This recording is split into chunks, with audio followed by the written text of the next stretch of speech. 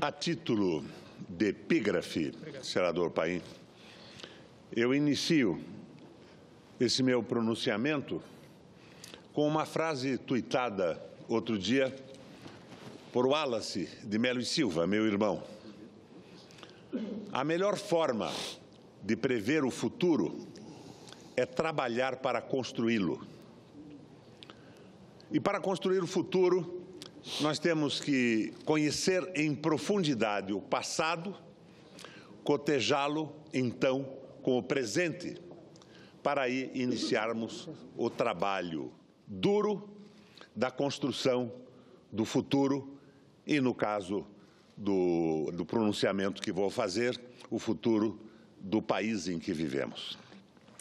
Para que os brasileiros, senador Paim, mais jovens, não tomem a desastrosa interinidade presidencial como expressão do velho MDB de guerra, e eu falo aqui, nesse momento, como senador, como filiado número 1 do PMDB do Paraná e como presidente do Diretório Regional do PMDB do meu estado. Para que os jovens não tomem essa interinidade presidencial como a verdadeira expressão do nosso partido, como se fosse uma manifestação pronta e acabada do que seja o nosso PMDB, vou relembrar hoje uma outra presidência do PMDB, igualmente circunstancial, herdada ao sabor dos acontecimentos, mas da qual, ao contrário da presente, nós, velhos MDBistas, temos motivo para nos orgulharmos. E faço essa relembrança não apenas para cotejar a oposição aos princípios básicos do programa do PMDB pelo governo de hoje, com a fidelidade dos princípios do governo de José Sarney. Registro também, para homenagear o ex-presidente, tão exposto ao desrespeito, como tem sido usual nesses tempos de pré-julgamento, da sentença antes do processo, de supressão do pressuposto de inocência, nesses tempos em que a mídia transforma-se em tribunal popular, aos moldes dos regimes de exceção, sob a batuta de promotores e juízes que consideram feio o que não é a sua imagem no espelho. Vamos ao cotejo entre a interinidade do PMDB de Temer, de Padilha, de Jucá, de Moreira Franco, de Eduardo Cunha, de Henrique Alves, com o PMDB de Sarney, de Celso Furtado, de Dante Mendonça, de Luiz Henrique da Silveira, de Marcos Freire, de Paulo Brossard, de Pedro Simão, de Renato Archer, de Rafael de Almeida Magalhães, de Bresser Pereira, de Valdir Pires, de Fernando Lira, de Ulisses Guimarães. De saída, vamos comparar a política de relações exteriores de um e de outro governo. O Itamaraty de Sarney fundava-se no princípio da autodeterminação dos povos, recusava o alinhamento automático às grandes potências, defendia a multipolaridade, a integração e cooperação regional. Sarney, senador Paim, com o presidente argentino Raul Alfonsín, criou o Mercosul, recusando-se a submeter o Brasil aos interesses geopolíticos norte-americanos. Sarney normalizou nossas relações com Cuba e aproximou o nosso país dos países do leste europeu e com a China. Quando o Fundo Internacional Monetário, senador Lazier, quis impor seu receituário de recessão, de cortes de gastos públicos, de arroxo salarial, Sarney optou pela moratória em nome da nossa soberania. E hoje, senador Paim, o que temos? Temos o Itamaraty retrocedendo às trevas, a política de linha auxiliar da agenda norte-americana, Voltamos a tirar os sapatos para o falido consenso de Washington. O Brasil perfila ao que existe de mais atrasado e obtuso na América Latina e conspira contra o Mercosul, montado por Sarney e Afonso.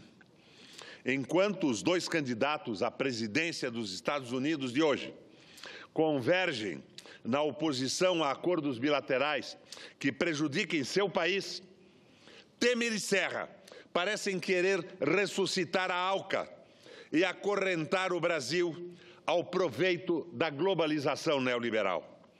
O Itamaraty concede asilo a um modelo de economia e de relações internacionais que está sendo escorraçado no mundo. Vide o que acontece na Europa hoje. Eis aí, opondo-se como água ao óleo, o PMDB de Sarney e o PMDB de Temer. Em relação aos direitos dos trabalhadores e dos aposentados, aos direitos sociais, aos programas sociais de amparo aos mais pobres, à proteção dos excluídos, como agiu o PMDB de Sarney e como age, senador Paim, o PMDB de Temer? Hoje, a conta da crise cai pesadamente sobre o lombo já lanhado dos trabalhadores e dos aposentados. A reforma da Previdência pretende aumentar a idade para a aposentadoria a um patamar que supera a expectativa de vida média em alguns estados brasileiros. É a chamada aposentadoria PABUF. Aposentou, morreu. A reforma trabalhista quer revogar a CLT, porque dizem ela é muito antiga.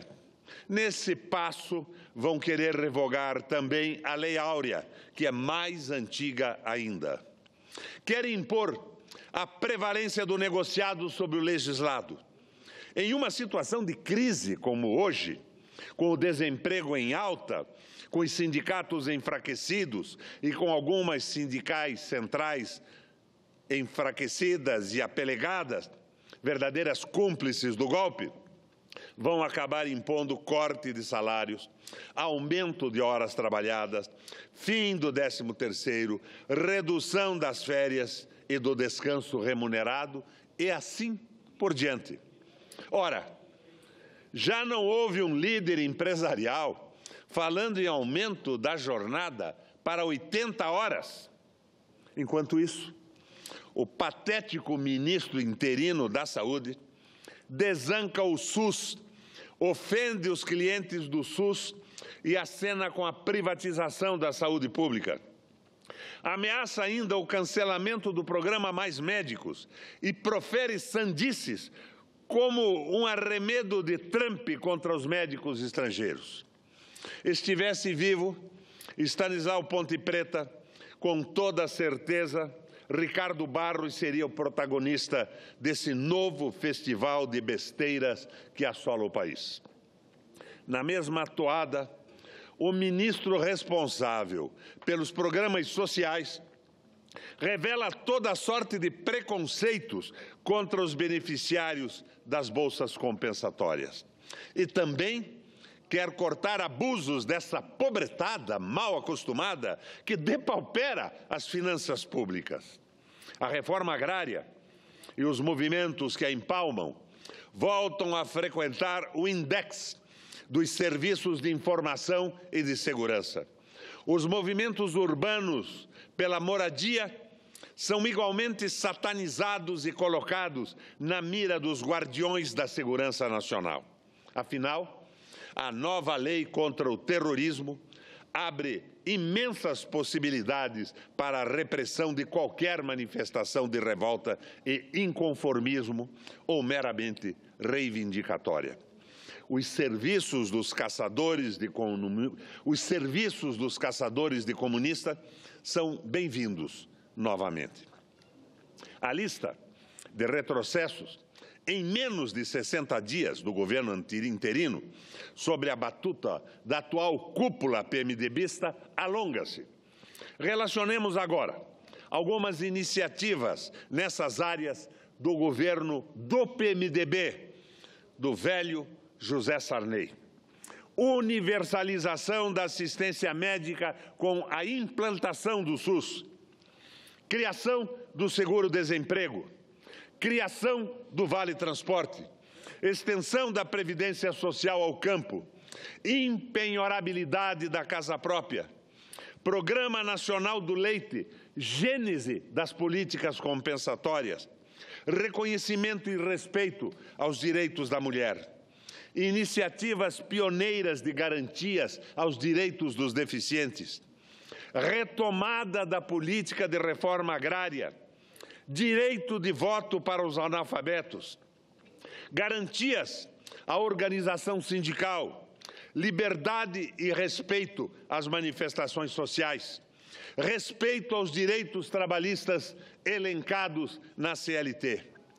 Depois de mais de 2 décadas de ditadura militar, tempo em que os partidos e organizações de oposição, os sindicatos, os movimentos sociais e as expressões culturais populares foram perseguidos e criminalizados, Sarney trouxe de volta o povo brasileiro e suas demandas ao centro das atenções governamentais. Não, Sarney não presidiu uma transição lenta, gradual para uma democracia, como alguns queriam, especialmente os setores mais conservadores das nossas elites. O PMDB de Sarney escancarou as portas para que a democracia e suas manifestações iluminassem cada canto escuro desse nosso Brasil.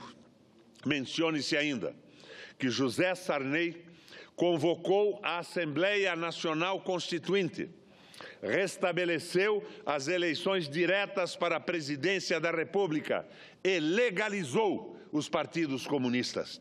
Um democrata, sem a menor sombra de dúvida. Na área econômica, o governo PMDBista de Sarney enfrentou as pressões dos interesses financeiros globais, não se submeteu ao Fundo Monetário Internacional e colocou em prática o primeiro e grande ensaio para romper com os pressupostos ortodoxos da política econômica, o Plano Cruzado. Um ensaio bombardeado e sabotado por todos os lados, porque não atendia prioritariamente como hoje, sob Temer e Meirelles, atende às demandas da banca, dos especuladores e do capital financeiro global. Coisa diversa aconteceu com o Plano Real, tão acolhido pelos rentistas e pela mídia monopolista e porque não arranhava os privilégios de classe, não foi sabotado. Ao mesmo tempo, quando os organismos financeiros internacionais pressionaram para que o país adotasse um amplo programa de privatizações e concessões, Sarney resistiu. Mais de uma vez, defendeu a intocabilidade da Petrobras, entendendo-a como um dos pilares da soberania nacional, do desenvolvimento brasileiro. E hoje, o que o PMDB apresenta ao país na área econômica? A capitulação, em regra, ao mercado, aos interesses financeiros globais, à geopolítica imperial. As privatizações, as concessões, a entrega desavergonhada do petróleo voltaram à ordem do dia. Fazem tudo com a colaboração sempre prestimosa e atenta da mídia monopolista para abater a autoestima e a dignidade nacional.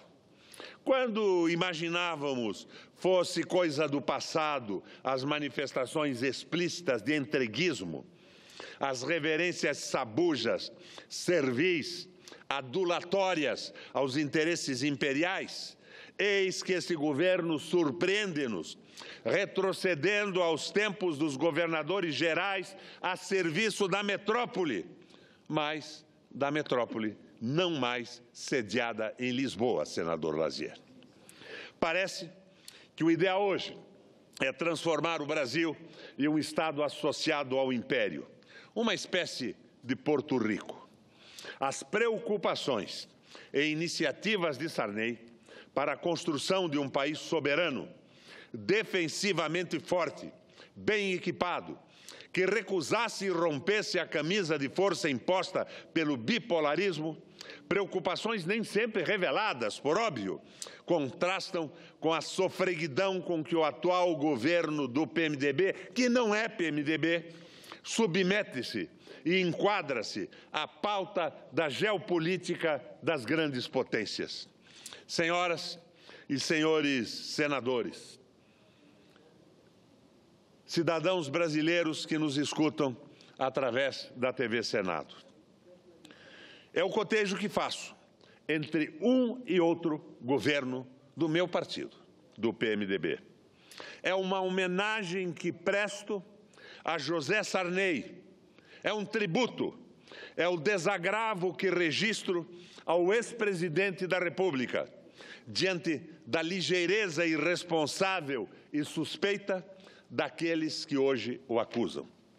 Não estou canonizando José Sarney, mas rejeito, refuto e combato toda iniciativa estúpida que quer condená-lo ao fogo do inferno.